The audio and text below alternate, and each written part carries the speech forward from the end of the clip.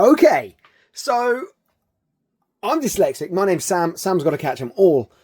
I'm dyslexic, and I've written my very own comic book. I was told at school that I was thick. I was never going to achieve anything because I couldn't read very well.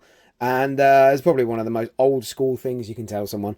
And obviously in old school fashion, I wasn't particularly naughty at school, but I then just didn't listen to those teachers. I was like, oh, I don't need to make up the numbers for your school, so I'm okay. I'll do me. But ultimately, I couldn't read very well. And you'll be able to see if you pause this page, tell me how many times on this page there's a spelling mistake.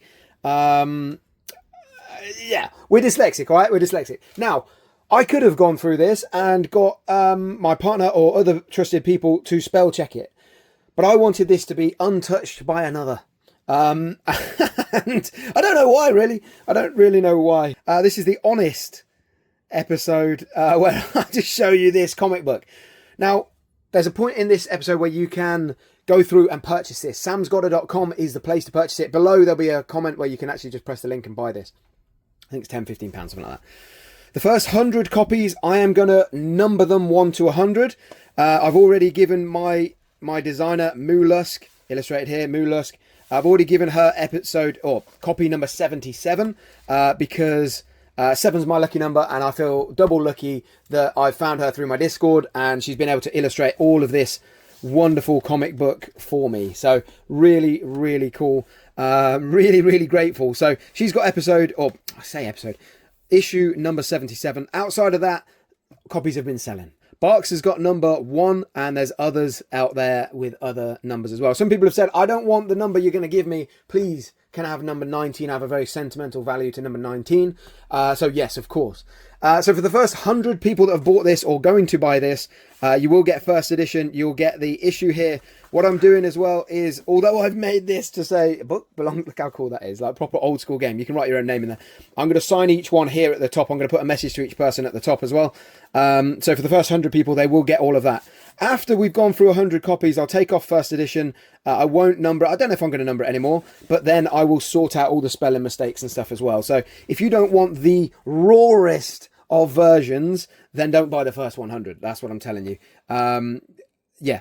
The other thing is, the idea of this whole comic book is that I've wanted to write something for years, and never really known what to do with it. Now, this is Pokemon, so it's just like a fan thing that I've made that I thought would just be a cool way of showing my true fans something that is cool, that I've come up with. The idea of it is that the story follows the main character, the bold boy, which obviously is me. Bold boy with glasses is me. And then my daughter in real life, Scarlett, she is my best friend in it.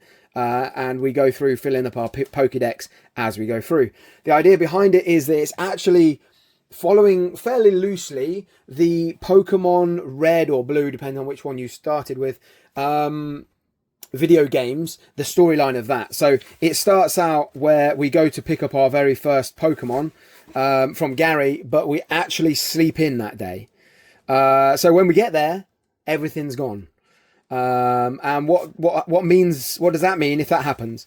The idea of the book itself is actually the left-hand side is my idea of the script and my idea of the story, with some inspiration. So I put inspiration here with like pictures and things that I like from the Japanese comics and how they do it, and some ideas in here that I give to Moo or Molly, who illustrated the book, and say, look, this is what I've given her, and then you can see what she's created from it. So between us, we make this.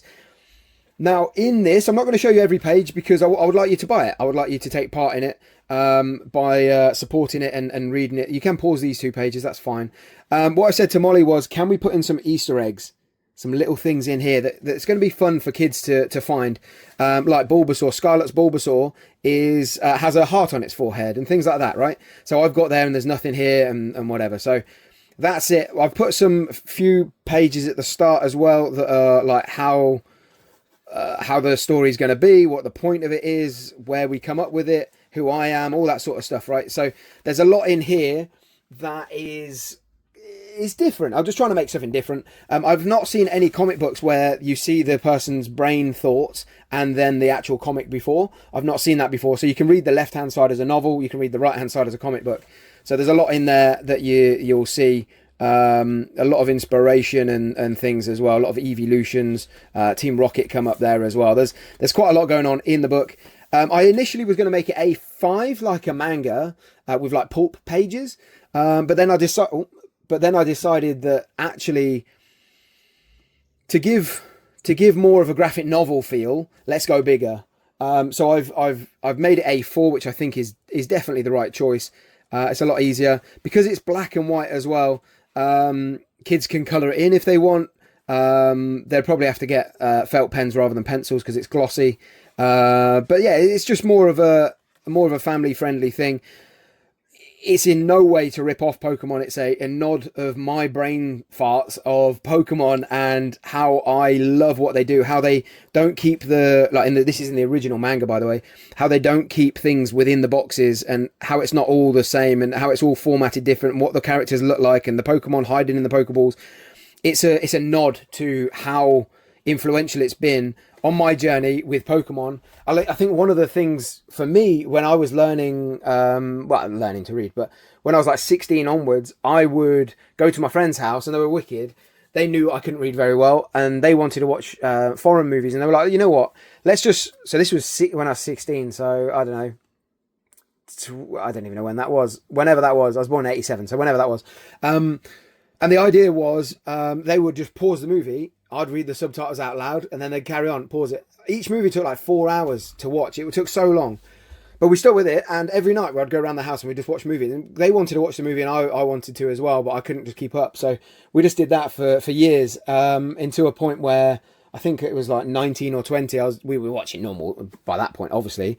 I just hadn't found something that I enjoyed reading. I just didn't practice reading. I didn't enjoy it. I didn't get into the stories. I'd read a full page and then go, I haven't listened to a word of that. And I read it again. I haven't listened to a word of it. I couldn't take it in.